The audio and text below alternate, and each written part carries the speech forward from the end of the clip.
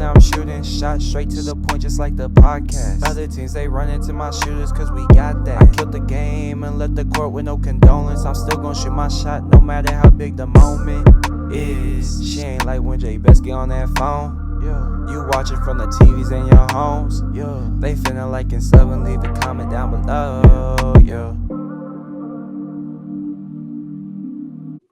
Yo, it's your boy J Best, your boy Real, and your boy Jarek, and welcome back to the Straight to the Point podcast, season 4, episode 2, y'all. And on today's episode, we'll be talking about Jalen Carter doing probably the dumbest thing I've seen on the football field, right? Then we're gonna talk about the Ravens. We'll talk about some red flags we're gonna be waving after week 1, and then we'll do our bets and our picks, and we'll get y'all out of here. But as always, I want to thank God for waking us up this morning, allowing us to talk about sports, which is something that we love to talk about. And without him, we would not be here right now. Fellas, y'all ready? Let's go. All right, man. Football is officially back and underway. All right. So opening night last week against the with Eagles and Cowboys. Sorry, Jalen Carter didn't even play a snap. All right, right before the game started, basically right after kickoff, he spits. I'm not. This is not a typo, nothing like that. He spit on the quarterback for the Dallas Cowboys, which is Dak Prescott. The league did not suspend him any further because he did get suspended for that game, but he did get fined. Real, what was your reaction to Jalen Carter doing what he did to Dak Prescott? Uh, I was just shocked, like absolutely shocked, because that's just unacceptable. Like, you practice all off season, you trained all off season for week 1.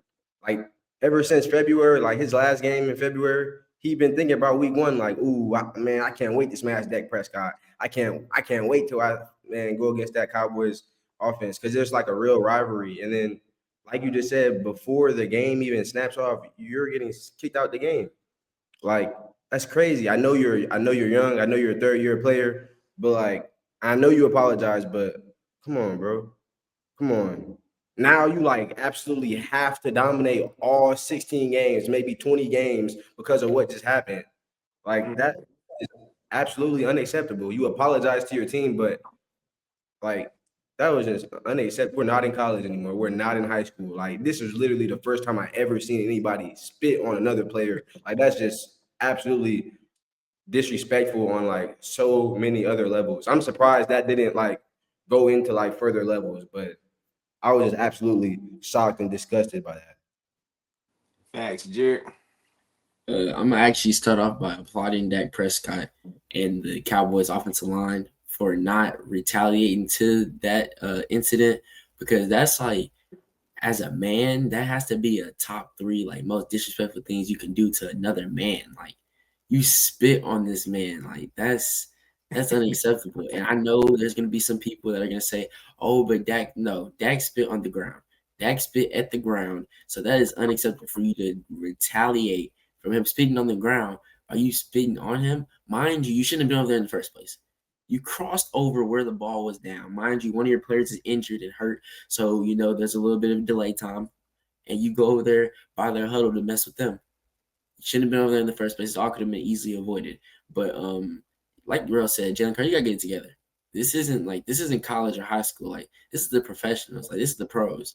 Mind you, that fine just hit your bank account. I hope you're gonna rethink your actions. But this is unacceptable.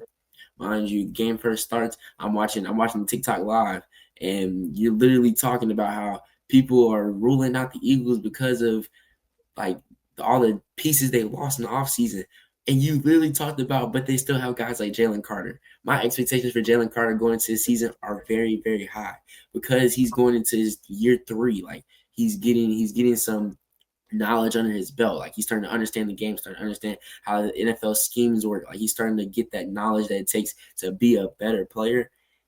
And then next thing you know, before even the snap, he gets ejected for spitting on a player. And then he walks off the field like, man, are you serious? They just like, no, yes, you spit on another human being. Like, that's unacceptable. Yes, you should have been kicked out of the game.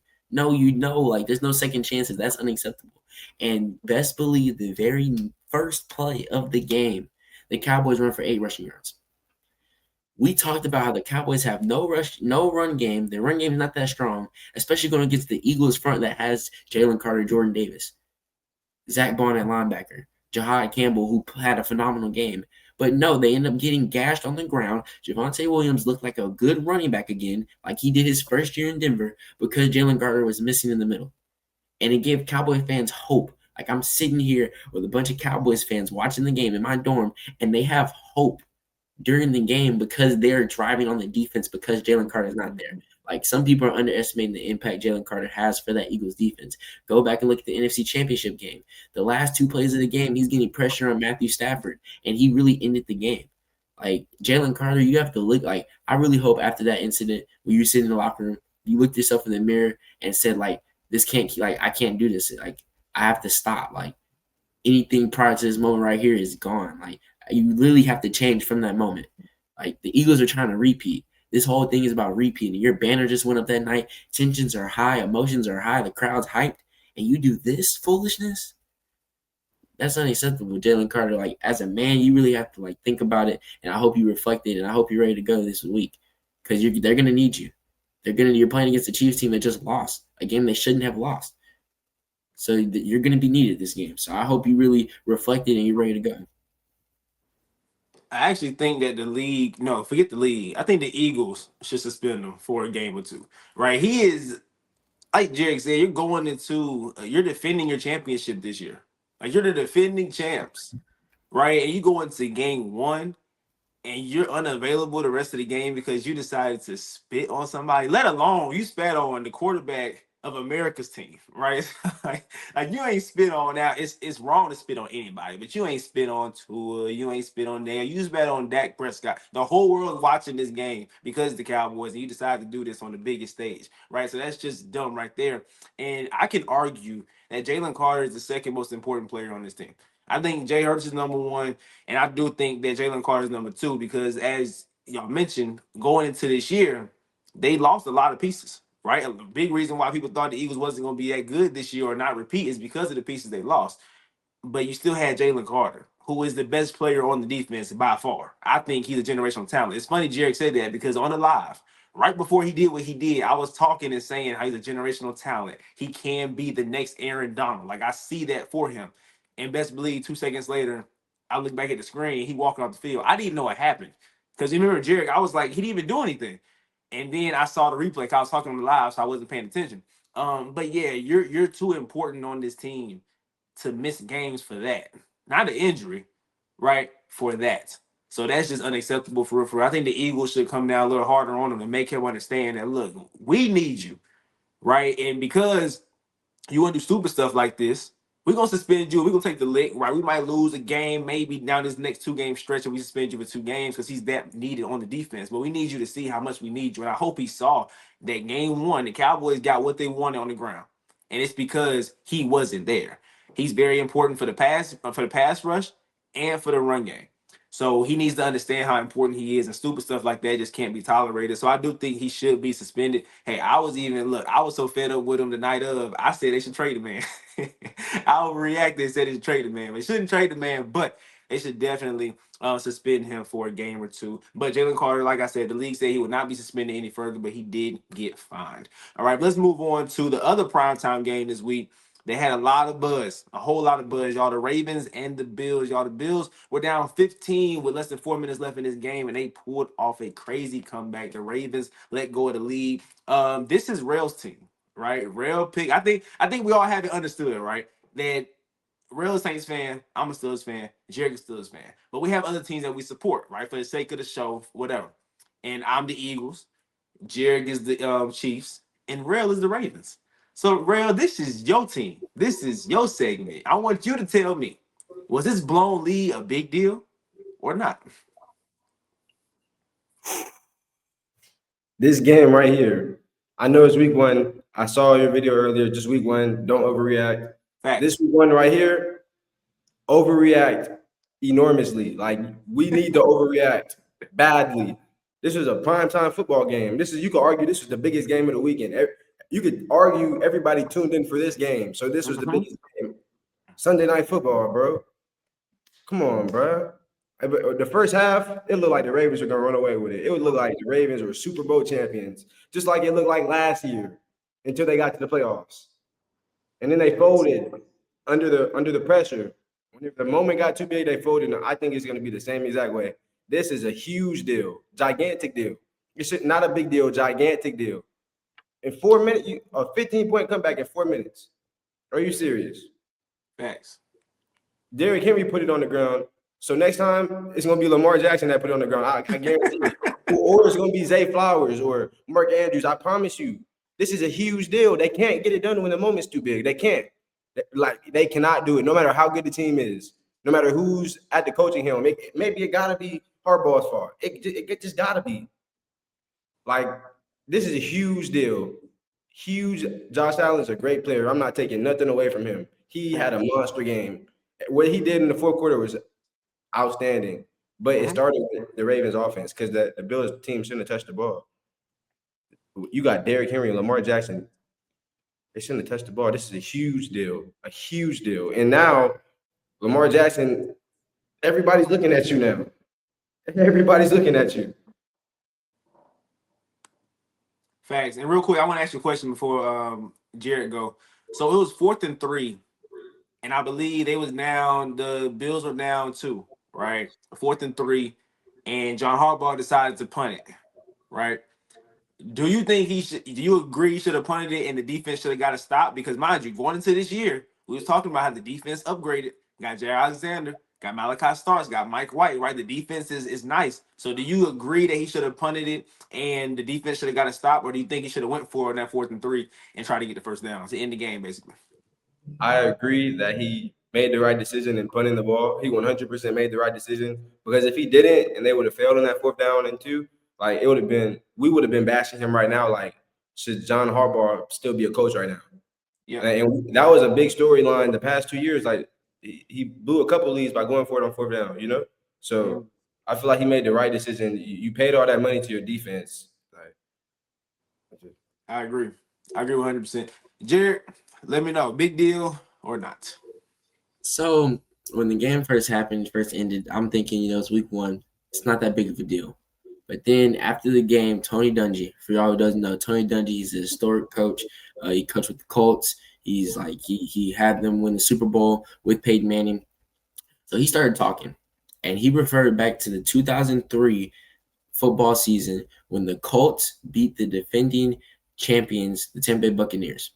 It was a primetime game, and they ended up coming back and winning 38-35. Something similar to this. Like, the game was really like out of reach. It should have been over, and they ended up coming back. That was in week 5, and the Buccaneers went on to finish with a 7-9 record. Like, games like this can honestly affect you down the stretch, and they can affect your whole team's like mentality. Look at last year. Me and you were talking after the game. Last year, the Chiefs lost. No, last year the Ravens lost to the Chiefs in the opening game by a last play by Isaiah what's his name? Isaiah Likely. Yes, his foot was out of bounds. Wild play at the end, should have been in. And then how did they lose to the Buffalo Bills in the playoffs? Mark Andrews drops the football. Yep. Like, people are really going to say we're overreacting and we're looking at this too deep and they're still going to have a good regular season. But I think when it comes down to it at the end of the season, especially if they have to play the Bills again, I think there's going to be some concern there. Like, what happened the last time we played the Bills. Because I think that, honestly, the Bills are going to go on to have the number 1 or 2 seed this year. And I think that if the Ravens do play the Bills in the playoffs, they'll have to go to Buffalo. Now you're going to be thinking, y'all know what happened the last 2 times we were here. We sold the bag bad at the end of the game. And, like, Derrick Henry fumbling, that is very uncharacteristic. It is very uncharacteristic, but it happened. Like Brill said, who's it going to be next time? Is it going to be Lamar Jackson next? It's just, for some reason, it's a recurring cycle with this team. So I think that, these are the proper reactions that we're giving them, because also we call them this big regular season team. We harp on how big they are in the regular season. So for you to melt down like this in the regular season, now we're really looking towards the playoffs. If y'all are melting down like this now, y'all usually don't, what's going to happen in the playoffs? When we know the lights get bright and y'all, panic a little bit when it comes to big games, what's going to happen this time? Is it even going to be a big game? Are y'all going to blow the whole entire game when y'all get to the playoffs now? We don't know. And it's honestly I feel like this was the key that Harbaugh has to go. I'm sorry. I don't see him. He doesn't win the big games for me. He doesn't get the job done in the big games. Yes, it's week 1, but like Rose said, this was the biggest game of the week. we feel like everybody was tuned into this game because we're seeing Josh Allen and Lamar Jackson. Like these are two of arguably the best quarterbacks in the league. Like some people have them at 1 and 2 on their list. Like the big hype because one of them won MVP last year, one of them didn't. It was a lot of hype going into this game, and for y'all to not be able to pull out, it's not like they just lost the game. No, the worst meltdown I've ever seen. Jair Alexander, what like this is bad, and like the meltdown was like Russ, like you invested a lot in this defense this offseason. Jair Alexander got cooked, guys. He got absolutely fried on that last drive. It was bad. Like, I'm not gonna lie, Keon Coleman, you have to score that touchdown. What you did to him on that play, you have to score on that play because that was bad.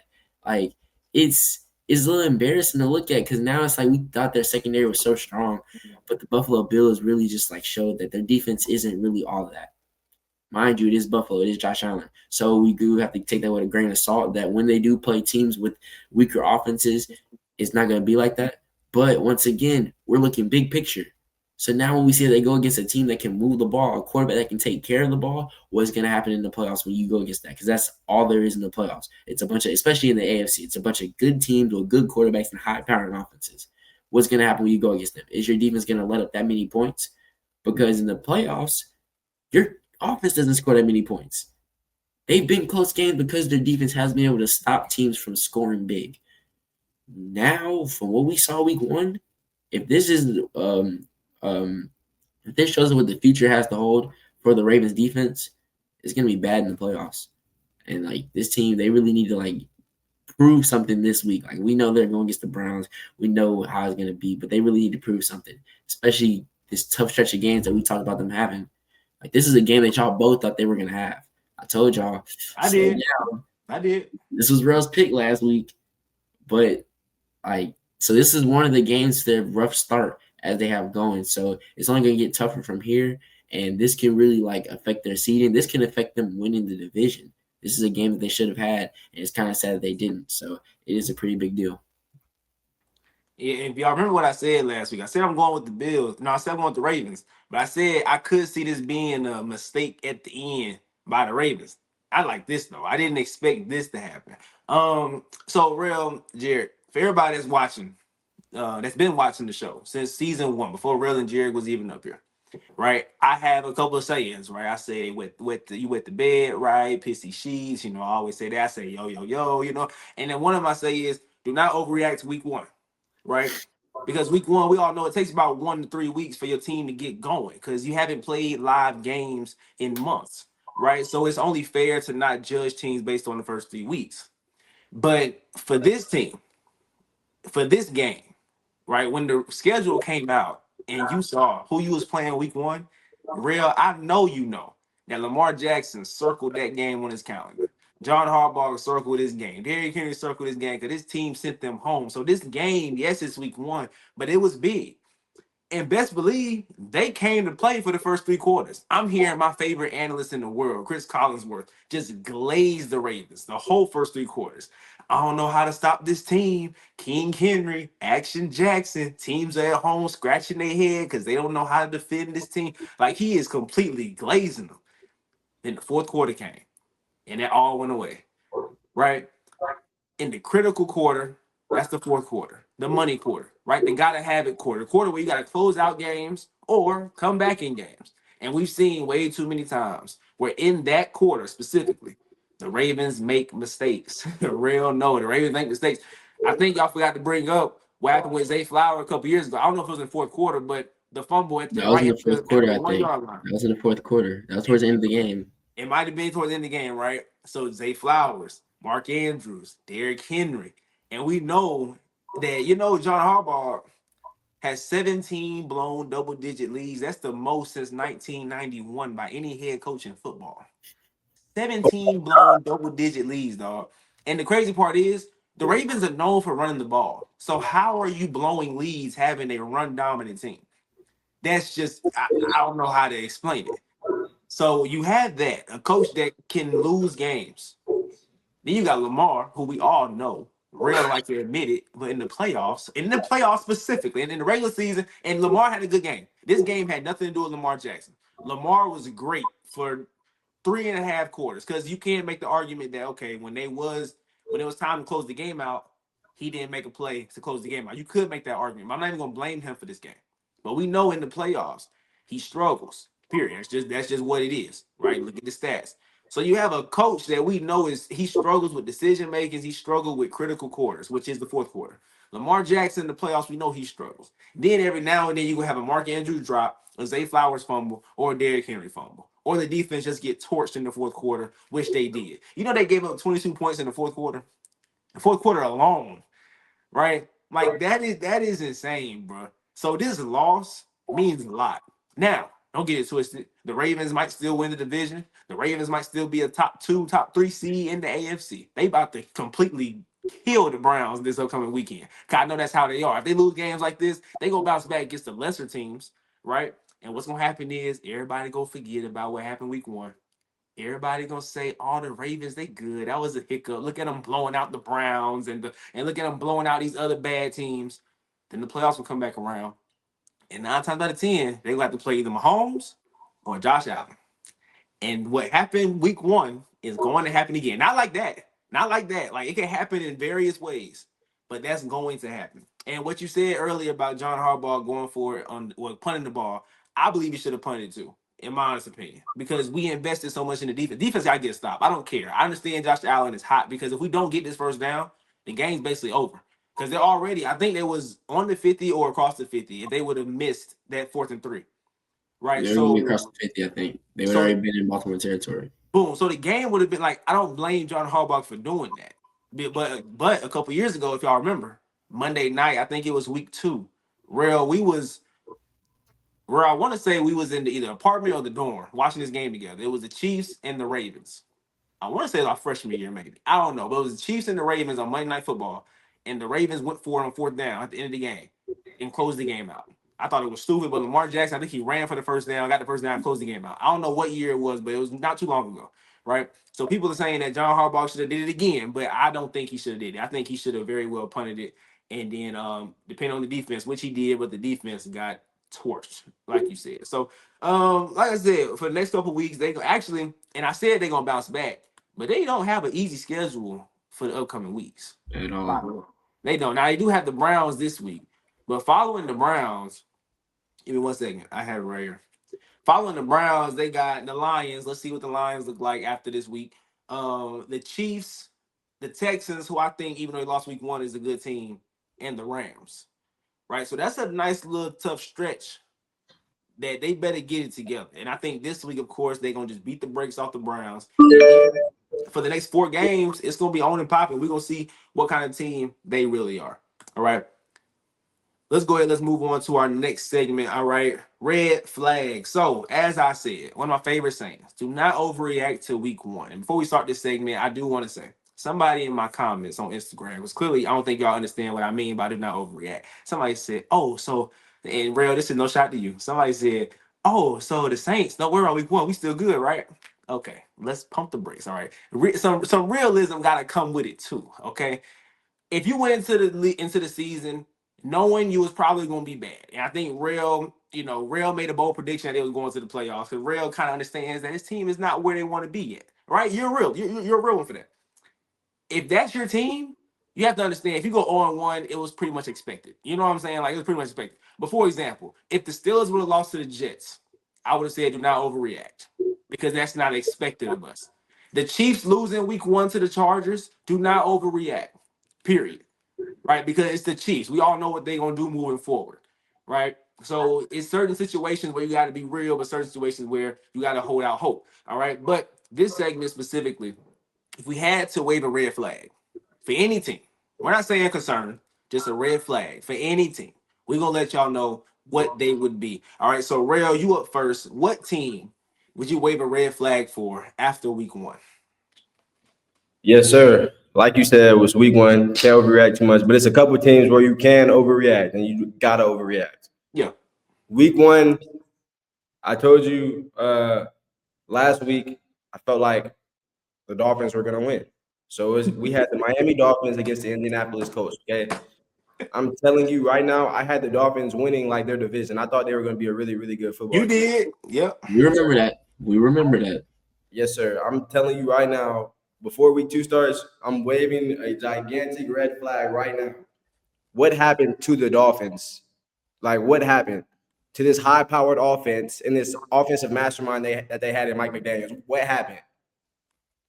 Where is it at? Because it was nothing on Sunday that made me think like, oh my gosh, these are elite players. Like, bro, if it's Tua or if it's McDaniel, figure it out now. Because you guys have Devon Achane, one of the fastest players in the NFL, Jalen Waddle, who should be one of the best receivers in the NFL, and Tyreek Hill, who went from being the best receiver in the NFL to a bum. Tyreek Hill can't get 50 yards. Crazy work. Tua is throwing more touchdowns to the other team than he is throwing to his own team. Like, Tua is terrible. And like we all know, we all knew before week 1, the Dolphins defense was going to be terrible. We all knew that. They got rid of damn near their whole defense and only added Mika Fitzpatrick this offseason. We knew the defense was going to be bad, right? Yeah. So the offense can't be terrible when the defense is already bad. You just can't happen. I'm telling you, this will be the last season Tua as a starting quarterback in the NFL. Like, the O-line looked terrible, the coaching looked terrible, everything about the Dolphins looked terrible. I'm waving a huge red flag. The Dolphins will be picking. They will have a top pick in this upcoming draft. That's how bad they are. They are terrible. And it's crazy because I thought it was gonna be bad this year, but not that bad from what we saw week 1. You know what I'm saying? So I feel you on that. Jared, red flag. If you had to pick a team to wave it for, who would you wave it for? Cincinnati Bengals. And this is a team that won their game, but I'm waving the red flag right now. I'm pushing the panic button right now. Like, I don't think people realize, a lot of people, including Rail, have the Bengals in their going to the playoffs. They have them being a good team. Me and you don't think so. And I think that this week 1 game versus the Browns just proved that. Do y'all realize the final score was 17-16? Mind y'all, the Browns kicker missed the field goal to win the game. Mm-hmm. But here's where it gets worse. This high-powered offense we talk about, Joe Burrow, the guy that people have on this pedestal of being better than Mahomes, of being better than Jalen Hurts, of being better than guys who get the job done. His high-powered offense with Jamar Chase, the highest-paid receiver in the league, with T. Higgins, who got a bag. They had 7 yards in the second half. I'm not this. Yes, that's impossible. No, I saw that and I thought this was wrong. No, it's real. This is true. They had 7 yards in the second half. They had 6 possessions. 5 of them were 3 and outs. In the second half, you had 7 yards and you went 3 and out on 5 of your 6 possessions. That's terrible. That has to change. What is happening? Now, mind you, the only reason why they won this game is because you went against the Browns. You went against Joe Flacco. That's the only reason why you won this game. Mind you, the Browns, when it comes to offense, Joe Flacco had 290 yards passing. The Browns outplayed this team on every single level. Like, it's so bad. You look at total yards. The total yards was 327 to 141. It was bad, but what did change is that the Bengals defense did manage to get 2 turnovers in the second half that really hurt the Browns. One of them wasn't even on Joe Flacco. One of them, Jerry Jeudy had the ball and then just popped out his hands right into the DB's hands. Like, that was bad. So take away, the Browns really, this is a game where we say teams beat themselves. The Browns beat themselves in this game. We all know this defense is, don't get it twisted. You held the Cleveland Browns to 16 points. Don't think that you're good. You're not. And mind you, there's players on the defense afterwards talking like they're actually good, saying that we came out and we did what we said we were going to do in the offseason. You held the Cleveland Browns to 16 points. You held Joe Flacco to 16 points. Joe Flacco won a Super Bowl when I was in elementary school. That's when he was in his prime. So don't get it twisted. Y'all about to play the Jacksonville Jaguars, and they're going to put up some numbers on y'all. This team, I'm sorry, if for any analyst that actually gave this team the time of the day and the respect to put them in the playoffs, to even say they're going to have a winning record, Oh, real. Shots fired. Like, I'm sorry, but this is bad. Like, for all the Real. people on TV, give us your job. Like, I'm not gonna lie, when you make takes like this and they turn out to be so untrue, you should get docked in your pay. Oh Like, Lord, for every real. stupid take, we should take away at least $10,000 off rip because this makes no sense. Like, there's people who've been in the game so long, you should know what it takes to be a winning team. The Cincinnati Bengals don't have it. They don't at all. They have a bottom tier defense, and from what it looks like, whenever their offense plays a good team, they play terrible. If I told y'all that Denzel Ward would lock up Jamar Chase, y'all would look at me like I'm crazy. Y'all would look at me like I'm crazy. I'm not playing with y'all. He actually did. Jamar Chase had 2 catches for 26 yards. Yeah, That's bad. that was That's bad. bad. And this is the guy that people say is better than Justin Jefferson. My bad. Hey, I think My I bad. think hey, don't overreact. Once again, don't overreact. But for Jamar Chase, don't overreact. For Jamar You're right. Chase My bad. That's specific, on me. You're right. But specific. like like I see the same Cincinnati Bengals team I saw last year. I don't think this offense will perform this poorly every week. At least I hope not. Because the offense performs this poorly every week, they're gonna have a top 5 draft pick. So I hope they don't. And I don't think they will. I think Joe Burrow will manage to bounce back. Don't get me wrong. He's still one of the best quarterbacks. Jamar Chase, like we say, he's still the second best receiver in my eyes in the league. Like, the second best receiver. So, like, they're gonna get it back together. But this defense is still not good. They still play in a division where they have to play Lamar Jackson. They have to play Aaron Rodgers, who we just saw put up 4 touchdowns on a respectable Jets defense. Woo, woo. They're in a So division with big. Patrick Mahomes and Josh Allen. Like, this team's going nowhere. I'm waving the red flag. I'm pushing the panic button. I'm doing everything right now. I'm calling the National Guard. This team, get out of here. So their playoff chances are dead. I agree and couldn't agree more. Right, I had the Bengals for my team to wave red flag for. I didn't know you were gonna say them, but I have a backup plan. All right, real. I feel like you've been getting attacked all day. I'm not gonna lie. I feel like the Ravens. I feel like the Ravens. We attacked you today. I feel like the Dolphins. You got attacked basically. The Bengals. You got attacked. Like your week 1 went bad. But guess what? This is a lesson for everybody watching at home. If you think your day's going bad, somebody's day is going worse than yours. Look, I can't even front, bro. Did y'all know that when I did my J Best tiers, that tier that I had J Best squad or whatever I said, right? My teams, I think every single one of them lost. If I'm being for real, the Patriots lost, the Panthers lost, the Bears lost, the 49ers won. But those 3 teams lost. So we kind of in the same boat. And I want to focus. And if there's one team out of those 3 that I'm more concerned about between the Patriots, Panthers, and the Bears, it's the Panthers. Lord, let's talk about it for a second. Bryce Bartholomew Young. I don't even know if that's his middle name, but we're going to go with that. All right. Bryce Young, you look like hot garbage on Sunday. And this is being real. I told one of y'all, or I told somebody, that game should be a shootout. Right? It should be an absolute shootout. I thought it was going to be a barn burner, the highest scoring game of the week between the Panthers and the Jags. But Bryce Young played absolutely horrible. Guys, he went 18 for 35, 154 passing yards. 154 against the Jags secondary, who I'm not that impressed with outside of Travis Hunter, right? Who played a little bit on the defensive side. And he didn't play the whole game on defense, so that's no excuse. He had 1 touchdown, 2 interceptions, a 51 completion percentage. He had a QBR of 20, guys. He had a QBR of 20. I am highly concerned, and I'm waving my red flag for the Panthers because my trust in the Panthers this year centered around Bryce Young. Yes, real. I said it. A QBR of 20. Okay, 20. 20, dog. My trust this year was centered around a Bryce Young, comeback season, if you will, right? Because first couple years was rough. And real quick, I want to see. Oh man, hold on. Oh man, because you know what's funny? I wanted to see what Tua's QBR was real quick. Y'all, Tua had a QBR of 2.7.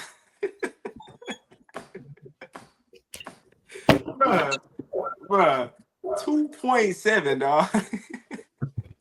So I just wanted to see. I wanted to see real quick. But back to 2.7, bro. I can't make this up. 2.7. But back to Bryce Young, okay? Back to Bryce Young. This is unacceptable, dog. Like it's really bad. I thought with Ted McMillan being on the team, right? Chuba Hubbard making another leap because he's a pretty good back, right? I figured that you having a Hunter Renfro, you having guys Xavier Legette who wasn't even who was did he even play? Did he even play? And wasn't he a first round pick a year ago? I think he was a first round pick, right? Yeah. So like, bro, what are you doing? Right? Ted had a pretty good game for what it was worth. But Bryce, my man, you can't we can't bench you again for you to get going. Like I feel like he's the kind of guy where you got to keep benching him to keep going, right? You can't do that. All right. And you're making your head coach look bad. You're making Dave Canales look bad. Bryce, you got to get it together. You was the first pick in the draft. First overall pick. And it's what? This is year what, 3? Year 3 for him? Yeah, you got it, bro. You got to get it right. And I know it's week 1, bro, but that's unacceptable. 2 interceptions, 1 touchdown, 154, QBR 20. That's just bad. The QBR was actually 29th in the league. So there was at least 3 quarterbacks worse than you. 2 will be in one of them. But that's not acceptable, especially for a team that I put my credibility on in the Panthers. Now, once again, to remind everybody, I had them going to the playoffs until Michael Parsons got traded to the Packers. Now I have them like a game or 2 out the playoffs, which is a good year for the Panthers. All right. So just to remind everybody where I stand with the Panthers. But after that performance, I'm not confident in them being 2 games out of the playoff picture. I'm very confident they're gonna be a top 5 pick with the Bengals and the Dolphins and the Browns, right? Like this is absolutely terrible. But those are our red flags after week 1. Once again, don't overreact, but we are definitely waving red flags for those teams.